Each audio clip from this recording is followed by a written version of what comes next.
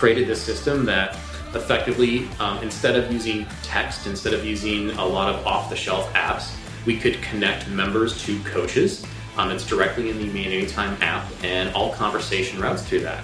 And it also is not just chat. So because we can connect those two together, we can also connect in your activity you do that your phone knows, your steps, what you might do on, say, MapMyFitness or MyFitnessPal, that actually gives the coach more information so they're more apt to use it. Welcome everyone, I'm your host Chantal Broderick, and thank you for joining me for a special edition of the Fitness Business Podcast. You're listening to the MotionSoft Technology series with interviews featuring speakers from the 2018 MotionSoft Technology Summit. Today's special guest is the Chief Technology Officer of Anytime Fitness, Ryan Mesanz. Ryan leads a team that includes 60 developers, designers, and infrastructure engineers. So unsurprisingly, our focus topic for today is technology. Ryan started off by sharing the tech demands of their customers in 2018. We discuss how Anytime Fitness have created a platform to connect members and coaches with one centralized app. And lastly, we chat about using data for rewarding loyalty. Enjoy this week's interview with Ryan Mesanz.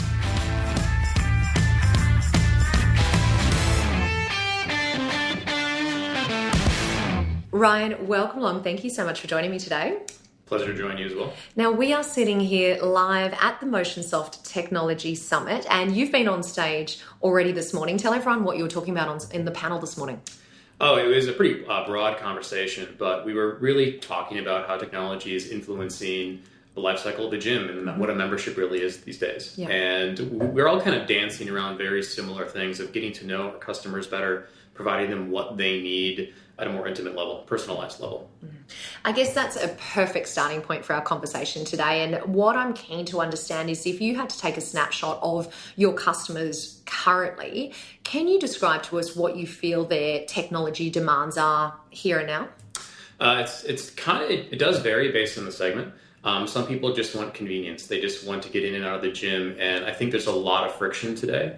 So we're definitely looking at reducing the friction. Just simply opening the door could be easier. Signing up could be easier. Onboarding could be easier. All of those things. The other part are these a whole section of people, and probably the majority of people, that need help. And I think that's the best word to describe what they need. They need a plan. They need someone to care about them. They need someone to hold them accountable. And a lot of our new work is going into a system that actually can support members at scale and really just help people be accountable and help them make progress.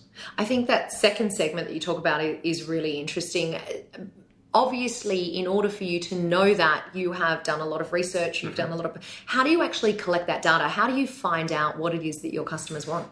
We ask them. That's usually number one. Good starting point. But, one program we do at our corporate office is we go work in the club. That's a huge thing we do. So when we were developing this system, we actually brought in some club owners that were doing this already, learning from them, working with members directly. And then we can also monitor at a high level how the system is being used and kind of get the sentiment of the conversations going over it, which really does inform like what we do next and what we can make better. That's fascinating. Okay, so I just want to touch on this work in a club thing. So what you're saying is you will put some of the key people, some of the senior management team from head office, position them in the club. What sort of role would they do? We become club manager for a day or two. Yeah. And actually, it's not just senior management. I brought about 8 people from my development team to go work in the club as well.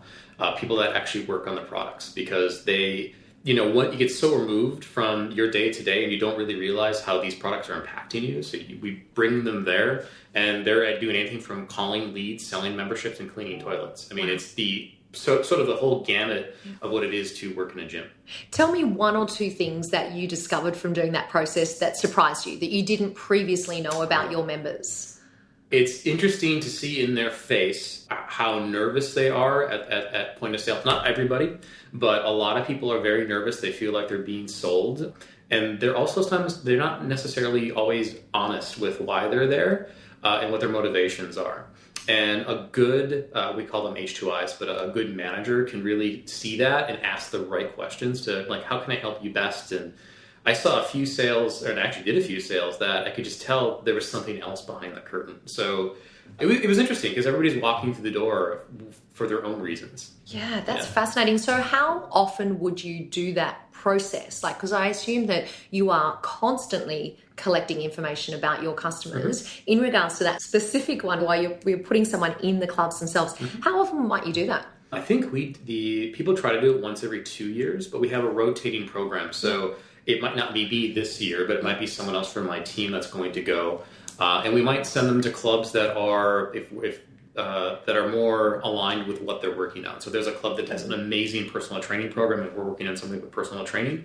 We'll send them to that club so they can actually see it work. Okay. Now, you gave us the example that one of the things that you were kind of, you observed as part of that customer interaction and being in the club was the fact that some people can be a little bit nervous when they're arriving, or perhaps not telling you the truth. So knowing that information, what have you done or what are you doing to kind of cater for that situation? I think that's something that does depend on the type of person that makes that initial contact with them, that H2I. We know that people that are simply more engaging, have a higher EQ, have a much better shot at getting to what they really, really need. Yeah. And sometimes it just takes a while. Sometimes they have to feel that welcoming environment. And, I've been at Anytime for many, many years, but I was at one point obese, and I was extremely nervous to go to the gym. And it took me a while to get over that and realize, gosh, Anytime is a place that is small, it's intimate, the people are super friendly, it does have a small sense of community, and then I was able to open up a little bit more. So sometimes it's just realizing it's not maybe a day one thing or a day two thing, but this is consistency and being friendly and approachable it helps. And of course, we give our managers and trainers guides on training and how to have those conversations and how to just be very personable and, those kind of things. So all of those points you touch on are really about the human-to-human interaction. Does technology come into that process at all? It certainly does, but it more enables the scale of it than solving the problem. And I think I'm a huge believer in that we need to amplify people and amplify the empathy that people have rather than try to replace it with some AI. I mean, all those things can assist. They're tools in the toolbox that can really make it grow, but they're not going to replace someone, that cares about you and someone that's really going to hold you accountable at the end of the day.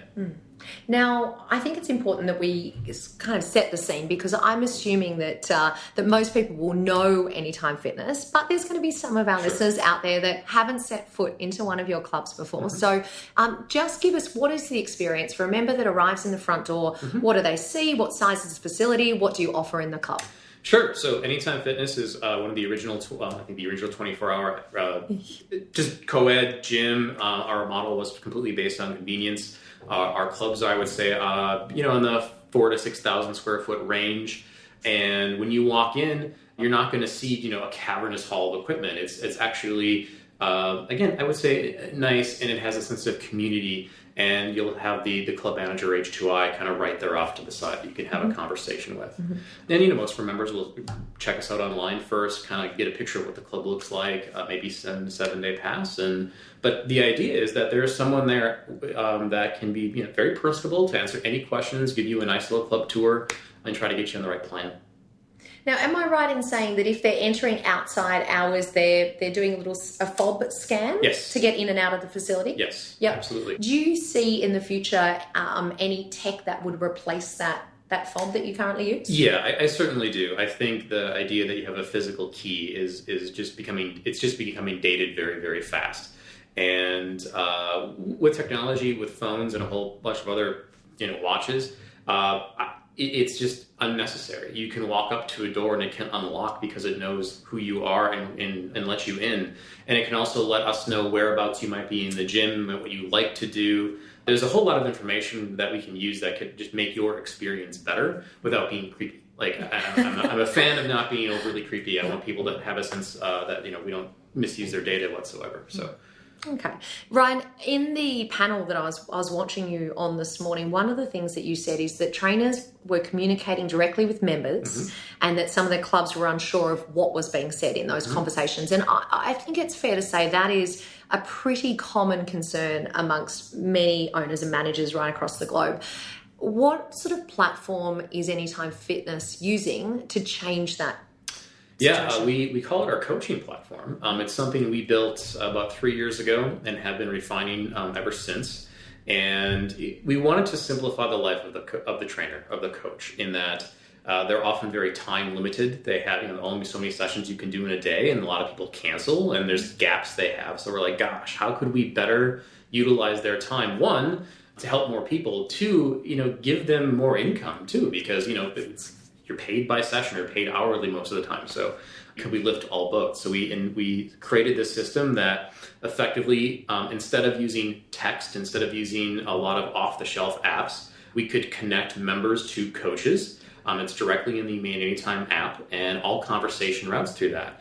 And it also is not just chat. So because we can connect those two together, we can also connect in your activity you do that your phone knows. Your steps, what you might do on, say, MapMyFitness or MyFitnessPal, that actually gives the coach more information, so they're more apt to use it. Mm-hmm. And do you have any data around the usage of that app? So I assume there are going to be certain member segmentations that maybe utilize that more than others. What have you been able to learn since launching that coaching app? We learned a lot, actually. I think I mentioned earlier that the sentiment we see in some of those conversations is all around help. Yeah. We see people that do engage with a coach, they're chatting quite a bit. And we see their engagement rate with the gym actually go up as well. Nice, you just keep, what we're really doing is saying, hey, not only are we chatting we're mainly chatting with you when you're outside of the gym. So it keeps us a little bit more relevant. Frequent bits of relevancy are awesome because people that want to come back, you build that rapport with your trainer. And that's been really wonderful to see. Now, I imagine that when you initially launched the coaching platform, there may have been a little bit of pushback from trainers. I'm a personal trainer myself, and I know that, there's this degree of kind of ownership and relationship that you have with a customer. So did that happen when you launched? And if it did happen, how did you actually manage that situation? We had some, but it wasn't as bad as I would have predicted. And I think it was, I kind of mentioned it in the last answer, but because it wasn't just changing the communication modality, it was adding to it. So it was like, I don't have to also connect you to, I don't have to friend you on MyFitnessPal. I don't have to friend you on MapMyFitness or whatever you used.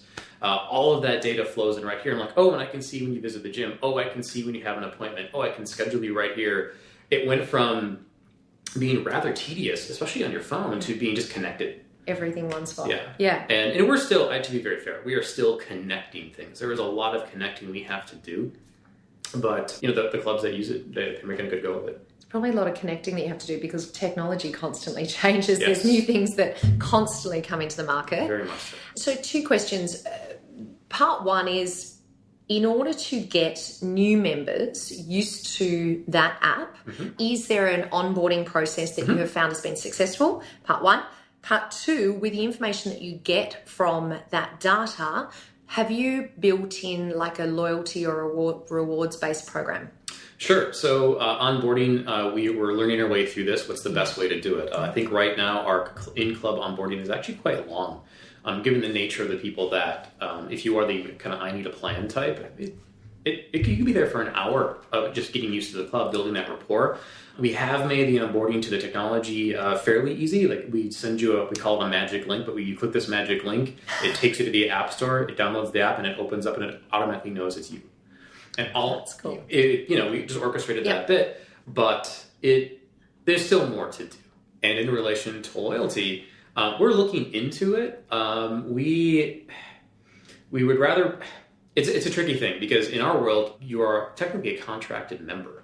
So we've had some markets that have tried loyalty programs, and I don't think they've been as successful as we've hoped them to be. I would rather build a very compelling experience that keeps people engaged. At the end of the day, engagement, if you want to go to the gym, if you want to see your trainer, and really at the end of the day, you're making progress. That's what matters. If people are making progress, they will stick with it. They will totally stick with it. Absolutely. Now, I'm hoping we can finish off today. Obviously, we've had a focus on tech and data, and I think that it's so important that we have ways in our industry to make sure that we're always staying up to date with the latest trends. So what recommendations would you have in regards to how we can stay up to date with technology trends from around the world? I'm a very curious person. And often when I see something new or hear something new, which could be a blog or people I follow, or just based on my position, people send me things all the time. I actually try them. I will try them myself for a period of time. If it piques your interest, you're like, oh, does this actually do what it's supposed to do? Sometimes it does, sometimes it doesn't.